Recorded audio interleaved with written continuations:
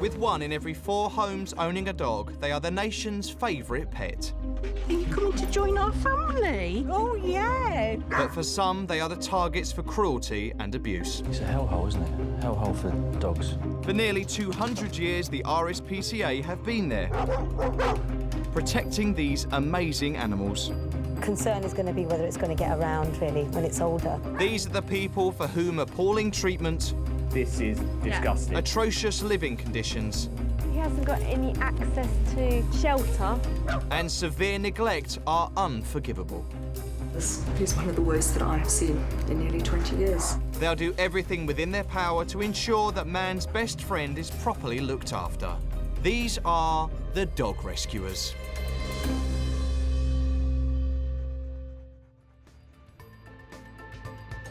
Coming up... All right.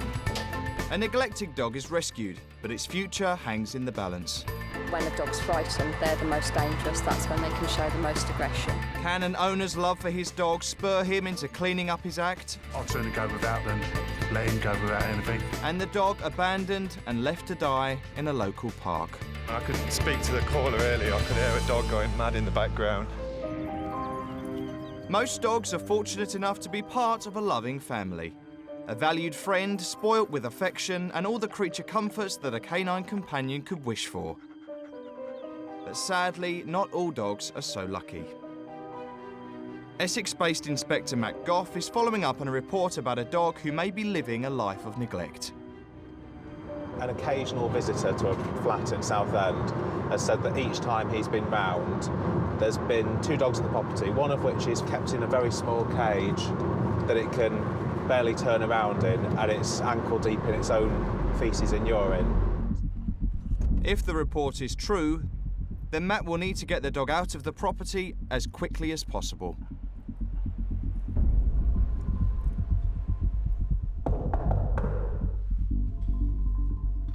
Hello there. Just calling from the RSPCA. I've had a call about your dogs. So let's have a quick chat. Yeah? Cheers. As soon as he's inside, Matt discovers that the report might be correct. As cooped up in a tiny urine-soaked cage is a 1-year-old staffy called Trigger. Trigger. Lovely dog. Hello, Trigger. Is he pretty much in there all the time at the moment? No. Trigger's owner explains that the reason he's being kept in a cage is because he attacked his wife when she took him out to have his claws clipped. He's always been a good dog. Since I've had him, he's never been a problem. But since he's gone for my missus, I don't really fancy that happening again either. Clipping a dog's claws can be a traumatic experience, which may explain why Trigger snapped. But that doesn't excuse the way he's being treated now. Where was he when he went for you? Was it actually at the vet's when they tried to do the nails? It's quite a highly stressed situation. It's probably not his nature. As well as being locked in a cage, Trigger hasn't got any water. And when his owner gives him some, his obvious thirst is another telltale sign that he isn't receiving the proper care he needs. If he'd have had water all day and you'd put fresh water in, he'd probably take a sip or 2 and that'd be it. On a hot day like this, he's got to have it all the time. But that's a thirsty dog. The good news is that Trigger's owner is happy to sign him over to the RSPCA. But the alleged attack could jeopardise his chances of being rehomed. Obviously, he's going to have to go through a full behaviour assessment. If we go forward with a rehome, he's going to have to be properly assessed. The future's unclear for Trigger. But in the meantime, he's free from the cage that he's been cooped up in. And with one last lap of water, he's ready to leave. He's dirty, because obviously he's been a bit of filth in the cage. But as Matt gets Trigger out of the flat, all right, Triggs. He realises that what he thought was dirt on his coat is in fact staining from where he's been kept in his own urine. And he's also very wary of human contact. Trig. If you look, whoops, it's all right, bro. Trig. You can see if you look down his legs, there's urine staining on down his legs there, on his back. You can also see his claws are quite long. But if he reacts badly to his claws being clipped, it might be that he needs sedating to have that done. Or it's just not fair on him or the person that does it to him. Come on. Good boy. Trig. Trig, let me see your face. Good boy. Touching him there, you can really smell the urine on his fur. Coming out and seeing him now, I'm a little bit more annoyed about the situation than maybe I was in there. this has gone on too long, whether he wanted to rehome him or not. Dogs need to be socialised, otherwise they can become unpredictable and aggressive. All right. It's all right. And Matt suspects that the way Trigger's been kept may have been a contributing factor to the attack. I don't think he's used to seeing that much outside of the flat, and the condition of his nails do support that. If he'd been exposed to more, introduced to more, it might be that he never would have had the problem in the vets, because he would have been used to so many different things going on around him. Through fear, he's reacted aggressively and gone for the guy's other half. Before he can have any chance of being rehomed, Trigger needs to be assessed by a dog behaviourist. Matt takes him to the Crofters Kennels in Essex, where Jill Lewis specialises in dog behaviour. He's a nice little boy, just not had a very nice life recently. Jill's assessment of Trigger could be the deciding factor in whether or not he can be rehomed. If he can't, then he may have to be put to sleep. He's had a poor start. I don't think he's been very well socialised. It's quite horrible trying to stroke him because he's so sticky and smelly. If he'd stayed in that environment for much longer, he would have just shut down. He would become untrusting of people. And when a dog's frightened, they're the most dangerous. That's when they can show the most aggression. I'm trying to just do very confident stroking movements. If I was hesitant and shaky and sort of just tickled him, he'd think that I was worried by him. It's early days for Trigger's rehabilitation, and he has a long way to go. A lot of it, to start with, is going to be very, very scary and traumatic for him. And once he's fit and well, he'll then start coming into our training classes and seeing what he's like with other dogs. Hopefully, eh? We'll find out later what the future holds for Trigger. Good boy! Every year, the RSPCA receive thousands of calls about the welfare of dogs. But inspectors can never be sure of what they're going to find. In Peterborough, Justin Stubbs is responding to an anonymous report about a dog, thought to be kept in dangerous living conditions.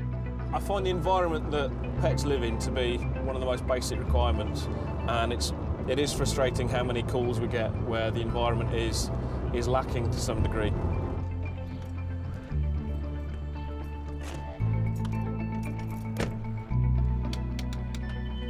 Morning. Had a call about your dog. Supposedly he's living in quite a fair bit of his own mess. As the doors opened, it's chaos. The smoke alarm's gone off because the dog's owner, Ron, has burnt his breakfast. Fortunately, his aptly named dog, Smokey, appears to be healthy, but what is alarming is the unbelievable mess. The floor and furniture are barely visible under a mountain of rubbish, clutter and dog food. Even though Smokey seems to be in a good condition, there are many hazards in the house that could harm him. Tin can, it's going to have old baked beans in it, and where you've opened it, it's going to be really, really sharp. Yeah. If he starts to go and look around the can, trying to taste the food, and he cuts his tongue open on the serrated edges on the can, that's going to cost him a fortune in vets, isn't it? Yeah. The original call stated that Smokey was living in his own excrement, although Justin has yet to find any. Sausage or poo? Sausage? Sausage. Sausage. Sausage. How long's that been there? That was done earlier, that's why part burned. Right, OK. In the eyes of the RSPCA, Ron has a responsibility to provide Smokey with a clean and safe environment. But Justin will also try to help Ron too. I think we're going to need to sort you out with some help as well as the dog, really. As the smoke alarm goes off yet again, Justin takes Ron and Smokey outside for a chat. I'm struggling to let him live in conditions like that. The amount of rubbish and mess in there, it's not right for him. Like I ain't been myself lately, and I think that's probably I've just let things go. If the house has got lots of dog wee or dog poo in it, yeah, I'd be removing Smokey now, OK? Yeah. If there's anything wrong with Smokey, I'd be removing Smokey now. You know, he's an absolute picture of health, but he can't be allowed to live in there for much longer in that condition, OK? So it's in your interest and his interest to get it all cleared up as soon as possible. At the moment, the only thing that's stopping Ron from losing Smokey is that he's clean and healthy. But if he doesn't get the living conditions sorted soon, that won't be enough. What I'm giving you here is just an assessment form. What you want is all yeses. You've got 3 no's. Is it clean? No. Is it a suitable environment? No, because the amount of rubbish. Is it free from hazards? No. Everything else is a yes, and what I've put here is the house is in need of a thorough clean and tidy of all the rubbish and hazards. Ron may have let things in the house get out of control, but there's no denying how much Smokey means to him. I'd sooner go without than let him go without anything. He's better looked after than me. I don't know what I'd do without him. Bless him. So I'm getting upset now. He clearly loves that dog, probably to the detriment of his own welfare, really. It's going to be a monumental task, but faced with losing Smokey, Ron is determined to turn things around and give him the home he needs. I wouldn't like him to be taken away or anything, so I'm going to do whatever I can to keep him.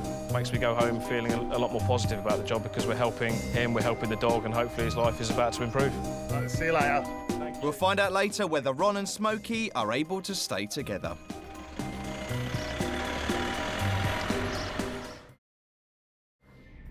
In a recent study, the RSPCA found that since 2007, the number of pets abandoned has risen by a staggering 65%.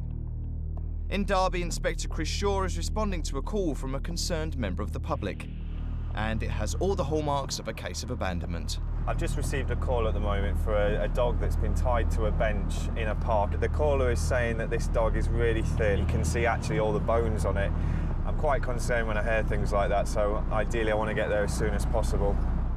Even though he isn't at the scene yet, Chris knows that speed is of the essence.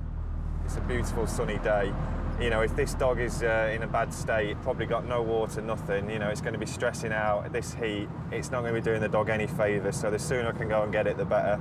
Unfortunately, cases like this are something the RSPCA see far too often.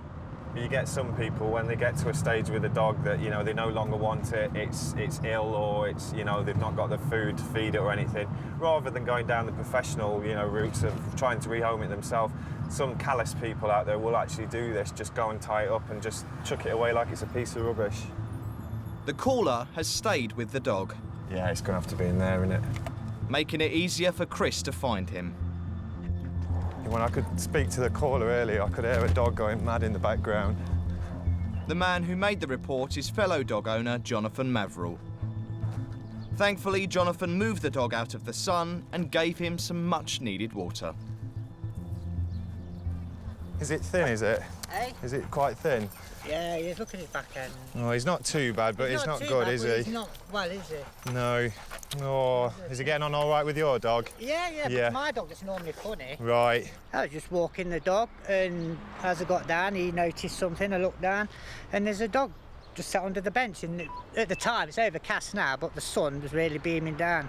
So I asked a few people if they'd seen anybody dump it, and I walked it down here, and I got that yellow ball that you're seeing on the floor, put some water in it, absolutely drank loads, and it's just been sat there playing, really.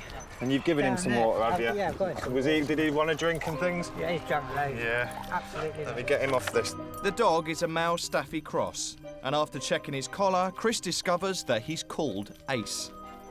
But with no phone number or address, tracking his owner down could be a problem. You just think you're going for a nice little walk, don't you, mate?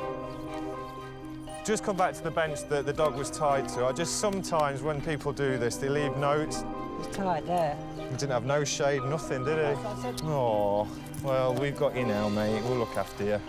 Right, well, I'll get him back to my van, and now I'll get him down the kennels. With no contact details, all Chris can do is take Ace to the kennels, where he'll check to see if he's been microchipped. The day's events have left Jonathan struggling to understand how Ace's owner could have left him. I just think it's sick what someone's done to an animal, totally sick. Tied to a bench and leave it in this weather. I mean, look, the sun's coming out now. You don't leave no one in this weather. They wouldn't leave a child, would they? It looks as though Ace has been well and truly abandoned. But as Chris leaves the park, another dog walker thinks he knows who the owner is. Have you ever seen that dog before? Yeah. Who do you reckon it is, then? They managed to get some useful information from him. But even if he is able to find Ace's owner, Chris isn't in a hurry to give him back. I don't want to take the dog and they suddenly take it back, because chances are they probably would take it back off of me now and then give it back, take it back and do something else with it. So why it's with me, why it's safe, I'm keeping hold of it, and then I'll go and see what their excuse is. With the dog walking community, you know, you walk your dog on the same park time and time again, you get to know who's about, you get to know who the other dog owners are. That guy walking on the park, he's seen this dog before, he's told me who he thinks owns it. Hopefully, if I go around and can prove that, that'll be really nice, you know, really nice to be able to get someone for doing such a horrible thing to a dog. At the kennels, Ace is checked for a microchip. If he has one, then it will be a sure way of finding his owner. Ideally, you know, what would be great is if every dog was microchipped, you know, and then if ever we find them straying, or, you know, then we can always find out who's done it to it, who they belong to. You know, we try and advise. No, that's a no. Oh, sometimes you hear that ping and you just get all excited. But no chip, I'm afraid. Having drawn a blank with the scanner, Ace will be staying here at the kennels until his case is resolved. He's obviously a beautiful, lovely dog, so, you know, I'm hopeful that he'll get a nice new home and have a happy life. Hey, mate. No.